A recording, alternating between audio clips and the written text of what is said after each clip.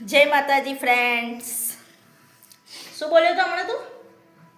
અરે હું એમ કહું કે પાપુ બપોરે રો કરતા હતા તો પડ્યા નતા ને? બેડ ફોડ પાપુ પડ્યા હોય તો હું દવાખાને લઈ જાઉં ને.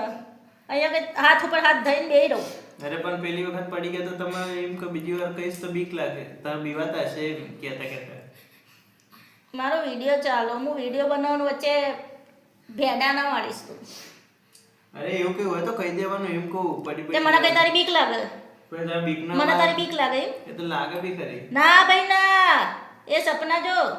કદાચ મને કોઈની બીક નહીં લાગતી. મને ખાલી મારા બાપની જ બીક લાગતી હતી, જે હવે નહીં દુનિયામાં. મને કોઈની બીક નહીં લાગતી, બરાબર? તારી તો બિલકુલ નહીં લાગતી.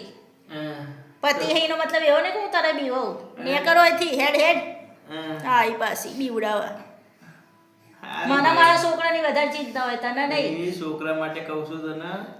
છોકરો રો કરતો હતો આખો દાડો. હા તે રો રો કર્યું એટલે મેં પાડી દીધું એમ? છોકરું રો રો કરતું હતું એટલે મેં પાડી દીધું. વાહ, કોઈ લોજિક જ નહીં તારી વાતમાં.